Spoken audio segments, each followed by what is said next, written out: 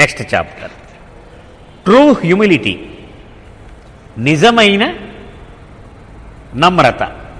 నమ్రత అంటే అణిగి ఉండడము. Over the years as I got to know Erich better, I notice not only how great he was but also his humbleness.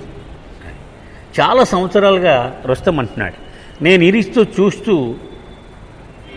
ఇంకా దగ్గరగా నిశితంగా పరిశీలించి కొలది ఒక లక్షణం కనిపెట్టాను. ఆయన గొప్పతనం ఒకటే కాదు, అండ్ హౌ హంబుల్. హంబుల్ అంటే ఎంత నెమ్మదిగా, అణకువ అంటాం చూడండి మనం, అది ఎంత అణకువగా ఉంటాడు. He was a living example of humility when it came to putting babas words into practice. బాబా చెప్పిన సూక్తులను మాటలలో పెట్టి జీవించేటువంటి కోణంలో గనక చూస్తే ఒక సజీవమైన నమూనా ఇరిచ్. అంటే అణకువకు, నమ్రతకు అతను మారుపేరు అని మనం చెప్పచ్చు. ఇరిచ్ had a great personality, and though he had the authority to assert himself in the day-to-day working of trust matters, he chose not to do so. ఇరిచ్ అద్భుతమైన వ్యక్తిత్వము కలిగినవాడు. ట్రస్ట్ ఆ వ్యవహారాలు చూసేటప్పుడు అతనికి ఉన్నటువంటి ఆ స్థాయి, అంతేగాని బాబాతో ఉన్నాడు. బాబా తర్వాత అతని బాబా అవయవాల్లో అతను ఒక అవయవంగా ఉన్నాడు. ఇక బాబా మాటలను అమలుపరచడంలో, బాబా మాటలు చెప్పడంలో అతనితో సాటి ఎవడూ లేడు. అయినా ఎప్పుడూ తన అధికారాన్ని ప్రదర్శించలేదు ఇరిచ్. అతనికంటే ఎవడికుంది అధికారం? లేదు. కానీ ఎప్పుడూ కూడా తన అధికారాన్ని ఒక్కసారి కూడా ప్రదర్శించి ఎరుగడు. If somebody refuse to listen, Eruch would simply make an appeal or humble request to the person, always refraining from using his authority. Eruch ఉదాహరణకి కొన్ని విషయాలు ఉంటాయి కదా, మనం చెప్తే వినడు. కొంతమంది చెప్తూ ఉంటారు, నాకు హాస్టల్ డీలోనే కావాలని అంటాడు. హాస్టల్ డీలోనే కావాలంటే లేదనైనా అక్కడ సరిపడా వచ్చేసారు, అది నిండిపోయింది, సీలోకి వెళ్ళండి అంటే మా గ్రూప్ అంతా అక్కడే ఉన్నారండి, నేను కూడా అక్కడే ఉన్నాను, పోట్లాడుతూ ఉంటారు. సో వాడు చెప్పింది వినకపోయినా ఎప్పుడు చికాకు, నేను చెప్తున్నాను సరిగా విను అని ఎప్పుడు అనేవాడు కాదు. నేను చెప్పేది ఒక్కసారి వినండి, మళ్ళీ ఒక్కసారి వినండి నా మాట అని నెమ్మదిగా అణకువతోని చెప్పేవాడు. అంతేకాని తన అధికారాన్ని ఎప్పుడూ ప్రయోగించేవాడు కాదు. Another thing Iris did not like was if somebody began to praise him or adore him in some way. అస్సలు అతనికి నచ్చనటువంటి గుణం ఒకటి ఉంది ఇరిచ్. ఎవడైనా ఇరిచిని పొగడ్డం కానీ ప్రశంసించడం కానీ మొదలు పెడితే చాలా చికాకు పడిపోతూ ఉండేవాడు. హీ వుడ్ ఫీల్ అన్కంఫర్టబుల్, చాలా అసౌకర్యంగా అతను మొహం పెడతాడు. And you could see the dislike in his face. అతని మొహంలో చదివేయచ్చు మనం, అది నచ్చట్లేదు ఈ రిచ్కి, మనం ఇది ఆపితే మంచిది మనకి. Through the following story you can get an idea of this. ఒక సంఘటన నేను మనవి చేస్తాను, దానిలో మీకు బాగా అర్థమవుతుంది రిచ్ ప్రవృత్తి ఎలాంటిది. ఖుర్షద్ హ్యాడ్ పాస్డ్ అవే. ఖుర్షద్ చనిపోయిన రోజులవి. And after the cremation her ashes were contained in a small container for interment or burial. స్త్రీ సమాధులు ఎక్కువ ఉన్నాయి, పురుషుల సమాధులు ఎక్కువ ఉన్నాయమ్మా? గట్టిగా చెప్పాలి. పైన స్త్రీల సమాధి, సభాష్. స్త్రీ మండలి వాళ్ళ సమాధులన్నీ పైన ఉన్నాయి, పురుష మండలి వాళ్ళ సమాధులన్నీ కింద ఉన్నాయి. కింద ఒక పరిస్థితి, పైన ఒక పరిస్థితి చెప్పుకున్నాం మనం. ఏం చెప్పారు బాబా? ఒకడు చనిపోయినప్పుడు పురుషుల సమాధులు ఆ శరీరాన్ని పాతిపెట్టమన్నారు, స్త్రీల శరీరాలు మాత్రం దహనం చేసి శ్మశానంలో ఆ బూడిద తెచ్చి ఒక కంటైనర్, ఒక పాత్రలో పెట్టి అది ఇక్కడ కప్పెట్టమన్నారు. ఎందుకు అలాగూ అది కూడా రుస్తమ్ చెప్పాడు. కొండ మీద బండరాళ్ళు చాలా ఎక్కువ, గొయ్యి తీయడం కష్టం. కొండ కింద లూజ్ సాయిల్ కాబట్టి చాలా సులభము. కాబట్టి పురుషుల దేహం ఈజీగా గొయ్యి తీసి కప్పెట్టేయచ్చు, కాబట్టి దేహం అలాగే కప్పెట్టేయడు. కానీ పైన స్త్రీలకి ఒక్కొక్క శరీరానికి మీరు అంత గొయ్యి తీయలేరు బండరాళ్లతో పోట్లాడి. కనుక బయట మీరు శ్మశానంలో దానం చేసి ఒక చిన్న పాత్రలో ఆ భస్మం తెచ్చి అది కప్పెట్టండి. అంటే ఎంత ప్రాక్టికల్. ఎంత ప్రాక్టికల్లో మనం ఊహించవచ్చు అనమాట ఆ బాబా ప్రాక్టికాలిటీ దగ్గరికి వచ్చేటప్పటికి. సరే, కురుషత్ చనిపోయింది. వీళ్ళ అలవాటు ప్రకారం కురుషత్ని మామూలుగా శ్మశానంలోనే దహనం చేసి ఒక పాత్రలో ఆవిడ చితాభస్మాన్ని సేకరించి తెచ్చిపెట్టారు. A day was set for interment of her ashes. ఫలానా రోజునాడు అందరూ రావాలి మేరాబాద్లో అలవాటు, ఎవడైనా శుభకార్యం కానీ అశుభకార్యం అయితే అందరికీ కవర్ వచ్చేస్తుంది, అందరూ వస్తారు. అక్కడ ఎవరెవరైతే ఇప్పుడు మొన్న గృహప్రవేశం చేశామనుకోండి, చేసినప్పుడు అందరికీ ఇంటింటికి వెళ్ళి చెప్పేస్తే సుమారు 200 మంది వస్తారు. అలాగే ఈవిడ ఈ సమాధిలో ఆ చితాభస్మాన్ని పెట్టేటువంటి కార్యక్రమాన్ని ఓ ముహూర్తం నిర్ణయించారు. Erich came a little before the women mandali and I was standing a little behind him. ఇంకా శ్రీమండలి రాలేదు, ఎరిచ్ ముందే వచ్చేసాడు అక్కడికి. ఎరిచ్ వెనకాల నేను నిలబడున్నాను. రుస్తం చెప్తున్నాడు. Craig and Diwana were standing and each side of Eruch. ఎరిచ్కి బాగా ఆప్తులు. దివానా అంటే ఎవరు? ఎరిచ్కి సెక్రటరీ అమ్మాయి. ఆ అమ్మాయి ఒక పక్కన ఉంది, క్రెగ్ ఒక పక్కన ఉన్నాడు. And A pilgrim was behind him next to me. Erich వెనకాల ఒక యాత్రికుడు, మనలాగా అమర్తిని కాకుండా మామూలు మేరాబాద్ వెళ్ళినోడు, వాడు కూడా వచ్చి నా పక్కన నుంచున్నాడు ఎరిచ్ వెనకాలే. When the women mandali arrived, some of the helpers went up the samadhi and stopped the queue. Women mandali వచ్చేసారు, మేరాజార్ నుంచి కారులో వచ్చారు. రాగానే మరి మల్నాడు వాలంటీర్ ఎవడో ఉంటాడు కదా, ఏమిటి క్యూ ఆపండి కొంచెం, మీరు తర్వాత దర్శనం చేసుకుందరు కానీ ముందు విమెన్ మండలి దర్శనం చేసుకొచ్చేస్తారు అని చెప్పాడు. Which was quite long from taking Darshan. చాలా పెద్ద క్యూ ఉంది, అందుకని లేకపోతే వాళ్ళు క్యూలోనే జాయిన్ అయిపోతారు కొద్దిమంది ఉంటే.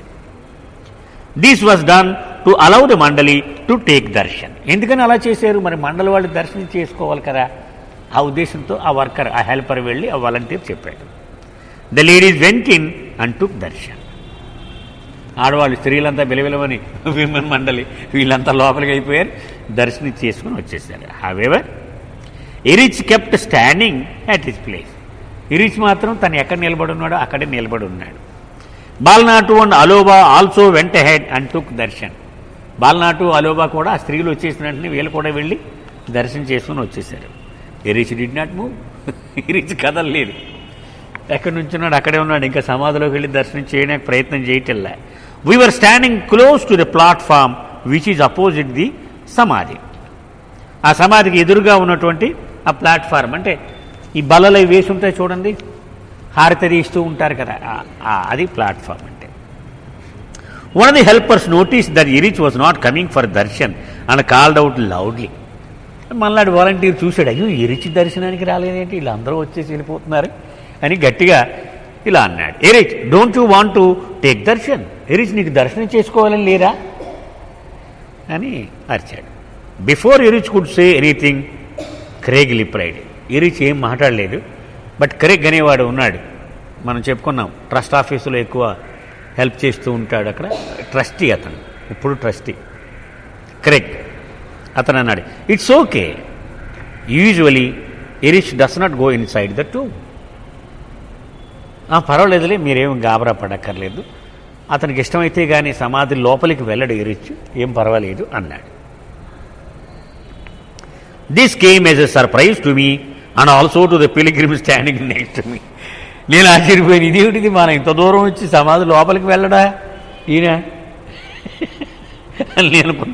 నా పక్కన ఉన్న మేరాబాద్ యాత్రికుడు ఉన్నాడు, వాడు కూడా ఆశ్చర్యపోయాడు. The pilgrim asked Craig. వెంటనే వాడు ఉండబట్టలేక ఆ క్రెగ్ని అడిగేశాడు, why does not Eruch go inside the tomb? లోపలికి వెళ్ళడా, ఎందుకు వెళ్ళడు? Don't Baba say it was the future Mecca. తన సమాధి గురించి ఎంత గొప్పగా చెప్పాడు బాబా, భవిష్యత్తులో ఇది మక్కా అయిపోద్దని చెప్పలేరా? Why would anyone not want to go inside and bow down to Mecca? అలాంటి మక్కా దగ్గరికి వెళ్ళి ఆ సమాధి దగ్గర తలకాయ పెట్టకుండా ఎవడన్నా ఉండగలడా?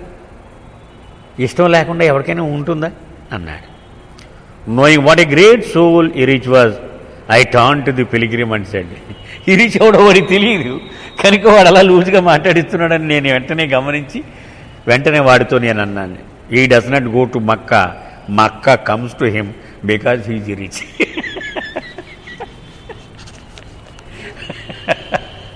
అప్పుడు నేను చెప్పాను, ఈ రీచ్ మక్కా వెళ్ళక్కర్లేదు, మక్కాయే అతని దగ్గరకు వస్తుంది, కావాలంటే ఎందుకంటే వాడు ఈ రీచ్ కాబట్టి అని నేను అతనికి కరెక్ట్ చేసి చెప్పాను. Although I had said this very softly, ఈ రీచ్ ఓవర్ హెడ్. ఇది చాలా నెమ్మదిగా అన్నాను నేను, వినేశాడు. ఈ రీచ్ మాత్రం వినబడిపోయింది అతనికి. Eruch he turn his head slightly, looked at me, shrugged his shoulders with a sigh and said. వెనక్కి తిరిగాడు, నా కేసి సీరియస్గా చూశాడు, భుజాలు ఇలా అనుకుంటూ ఉంటాడు, ఇది చూసుంటాను నేను, ఇలా అనుకొని నిట్టూర్చి ఇలా చెప్పాడు, all right, let us go now and take darshan. పదండి దర్శనం చేసుకుని వద్దాం. Then he started walking towards the samadhi. సమాధి వైపు అడుగులేయడం మొదలుపెట్టాడు. And we who are with him accompanying him, మేము కూడా రీచ్ వెనకాలే వెళ్ళాం.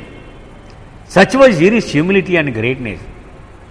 అంటే నేను ఇతను చెప్పిన మాట అదేమో రుజువు చేయడానికి అనుకుంటారేమో అనుకొని నేను కూడా దర్శనం చేసుకునే ఉండేది, ఆయన వాడు చెప్పింది అంత అబద్ధం చెప్పడానిక అన్నట్టుగా, అతని స్టేటస్ నాకేం లేరు సుమా అని చెప్పడం కోసం అన్నట్టుగా. Such was Eruch's humility and greatness. అంత అణకువ, గొప్పతనం ఎరీచ్ సొంతం. It reminded me a Baba's quote which says, only he who is truly great can be truly humble.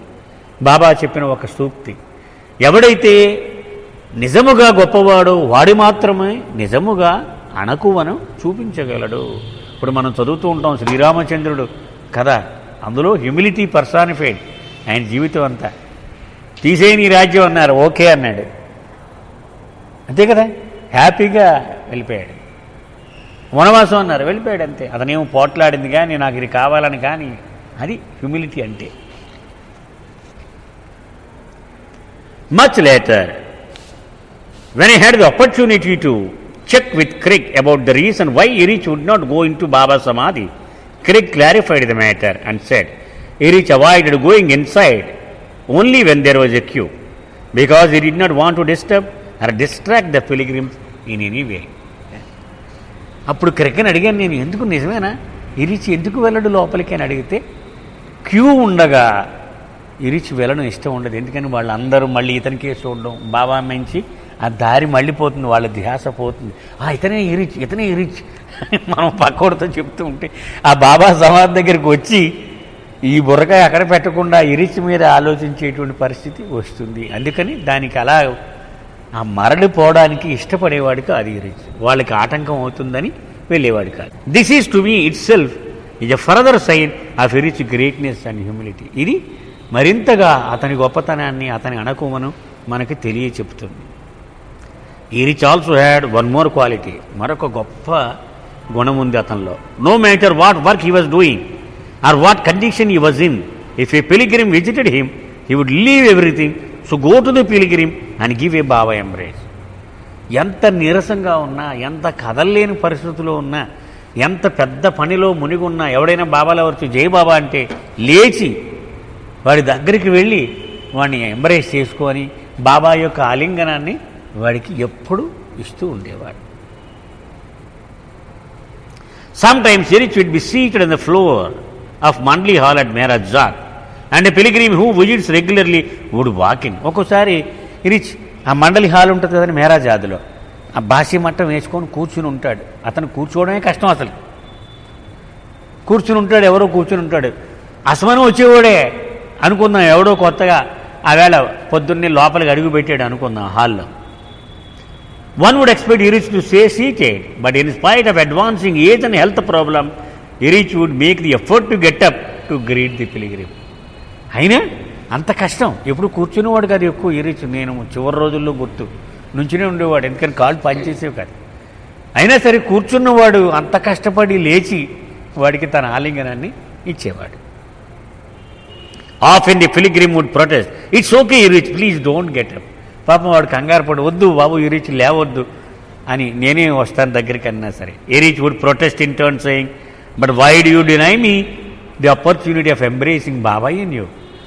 నీలో ఉన్న బాబాని ఆలింగనం చేసుకునే అవకాశాన్ని ఎందుకు నాకు దూరం చేస్తావు అనేవాడు బాబా Erich. Once in response to the above remark, a pilgrim rejoined. ఒకడు ఇలా ఇరిచి ఇలా అనగానే ఒక యాత్రికుడు ఇలా చెప్పాడు, do you really feel that you are embracing Baba when you embrace? ఎలా ఎంత అమాయకంగా అడిగాడు. ఇరిచి నిజంగానే నువ్వు అలా అనుకుంటావా, బాబాని ఎంబ్రేస్ చేసుకుంటున్నాను అని నన్ను ఎంబ్రేస్ చేసుకుంటావా నువ్వు అని అడిగాడు. Instantaneously Rich replied, why else would I bother myself taking the trouble to embrace you all unless it is he that I get to embrace. బాబానే నీలో నేను చూడలేకపోతే నేను ఇంత తాపత్రయం పడ్డం ఎందుకు నాకు? ఒక సందర్భంలో బాబా చెప్పారు మండలి వాళ్ళతో, నాలో దైవము ఉన్నాడు, మానవుడు ఉన్నాడు, అందుకే దైవీ మానవుడు అంటాం మనం. ఈ దైవీ మానవుడిలో మానవ లక్షణాలను మాత్రమే మీరు నాతో ఉన్ననాళ్ళు మీరు చూస్తూ ఉన్నారు. తిట్టేస్తూ ఉంటాడు, ఎప్పుడు తప్పే, ఎప్పుడు చెప్పినా ఇలాగే చేస్తావు, చండాలను నీతో పని అని ఆయన తలంటేయటం ఎప్పుడు. మరి నా దివ్యత్వాన్ని మీరు చూడలేకపోతున్నారు, ఎప్పుడు చూస్తాను ఈ దివ్యత్వాన్ని అని అడిగారు మండలి వాళ్ళు. నా శరీర త్యాగం అనంతరం నా ప్రేమికులు వచ్చినప్పుడు వాళ్లలో నా దివ్యత్వం తాండవిస్తూ మీరు అనుభూతి పొందగలుగుతారు అప్పుడు అని చెప్పారట బాబా. ఇది చెప్పేవాడు తరచూ ఇది మేరాజాదులో.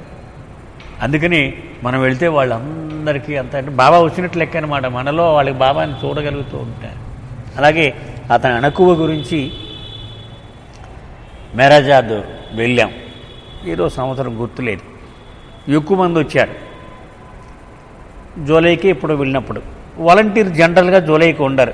మాకు డి హాస్టల్లో ఉన్న వాళ్ళకి ఎవరైనా వాలంటీర్ చేస్తే తీసుకెళ్తాం మేమన్నారు జాలదస్తూరి గారు. ఇప్పుడు మా కుటుంబం అంతా ఉన్నారు, బాణేశ్వర వారు కూడా ఉన్నారు. ఇప్పుడు ఆయన భార్య ఇలా అంటారు, మేమంతా వస్తామన్నారు. అయితే ఈ పిలిగ్రిమ్స్ కంటే ముందు బస్సులో తీసుకెళ్ళిపోతాం మిమ్మల్ని, పిలిగ్రిమ్స్ వెనకాల వస్తారు, కొంచెం ట్రైనింగ్ ఇవ్వాలి మీకు అన్నారు జాల్. వెళ్ళిపోతే ఇరిచి మాకు ముందే కొట్టేసి చెప్పారు, అక్కడికి వెళ్ళినా ఇరిచిని ముట్టుకోకూడదు, ఆయనకి ఆరోగ్యం బాగోలేదు, దూరం నుంచే ఉండాలి, మీరందరూ చెయ్యి పట్టుకొని ఒక రింగు ఫార్మ్ అయి దగ్గరికి వెళ్ళిపోకుండా చూడాలి వీళ్ళెవ్వరు అని చెప్పారు. ఓకే వెళ్ళాం. అక్కడికి వెళ్ళిన తర్వాత కూడా మళ్ళీ ఎవరో డాలియో ఎవరో అన్ని డూస్ అండ్ డోంట్స్ చెప్పారు. ఈ చెప్పులు ఇక్కడ విప్పించాలి, నా డ్యూటీ అప్పు చెప్పారన్నమాట. నువ్వు ఇక్కడ ముందు ఆ బస్సులు రాగానే వాళ్ళందరినీ చెప్పులు ఇక్కడ ఇప్పమని ఇలా క్యూ ఫార్మ్ అవ్వు. ఇలా వెళ్ళాను. బాబా రూమ్లో ఒకరిని తీసుకెళ్ళిపోయారు. ఇలాగ డ్యూటీలు వేసాను. నేను బయట వరండాలో నుంచున్నాను. నేల ఉంది చూడండి, ముందు మేరాజాదులో వెళ్ళగానే ఇంకా వరండాకి బిల్డింగ్కి యువతల అక్కడ నుంచున్నాను. వీళ్ళందరూ లోపలికి తీసుకెళ్ళిపోయారు. ఇరిచము వరండాలో నుంచుని ఉన్నాడు, ఇలాగ నుంచుంటే ఇంకా రాలేదు బస్సులు, ఇంకా టైం ఉంది. ఉంటే you come young man, why you are standing there all alone, you come here enjoy my company అన్నాడు ఇరిచ్. గట్టిగా అరిచాడు. ఇస్తే గబుక్కుని చెప్పులు తీసేసి ఆ వరండాలో అడుగుపెట్టాడు. Why you remove your chappal, go back, put on your chappal and come అన్నాడు. అంటే ఎందుకు అలా చెప్పులు తీసేవు అన్నాడు. వెనక్కి వెళ్ళి చెప్పులు వేసుకొని రా అన్నాడు. అంటే నేను చెప్పాను, నీ గురించి ప్రత్యేకంగా తీసేయలేదు, అవి మట్టి ఉంది కదా, అది మరి మట్టి అంటుకుంటుంది కదా ఇదంతా, అందుకని నేను తీసేసాను చెప్పాను. మట్టి ఉంటే మేము తుడుచుకుంటాం తర్వాత, you are all the guest of the mandali, so it is our duty to clean అని నవ్వాడు. నవ్వి ఎంబ్రేస్ చేసుకున్న తర్వాత అప్పుడు చెప్పాడు అనమాట, ఒక మాట చెప్తాను విను అని. ఈ చేతులు రెండు ఆ ప్రభువుకే ప్రణామం చేయడానికి లేవాలి, నరమానవుడికి ఇవి రెండు లేవకూడదు. అలా ట్రైన్ చేసేయాలి నీ చేతుల్ని. ఎవడో మనిషి ఉన్నాడు హాయ్ అనాలి, అంతేగాని ఈ చేతులతోటి, ఎందుకంటే ఒకసారి బాబాకి ప్రణామం చేసాక ఏ రిజర్వ్ చేసేయాలి ఆయనకే. కనపడిన వాడికల్లా హాయ్ కొట్టొద్దు, వద్దు, ఎవడు ఇరిచి అనేవాడు. ఇదే చెప్పేవాడు అన్నమాట. అది వద్దు అసలు, ఆ స్పెషల్ ట్రీట్మెంటు ఎవడు, మనందరం ఒకటే. అంటే వాళ్ళ నమ్రతకి మనకి స్వయంగా కూడా కొన్ని అనుభవాలు, చాలామందికి ఈ అనుభవాలు ఉన్నాయి. ఇవన్నీ అంటే వాళ్ళు బాబా దగ్గర ఎలా తయారు చేసేసాడు వాళ్ళని అనేదానికి ఒక ప్రతీక, రోల్ మోడల్స్ అన్నమాట.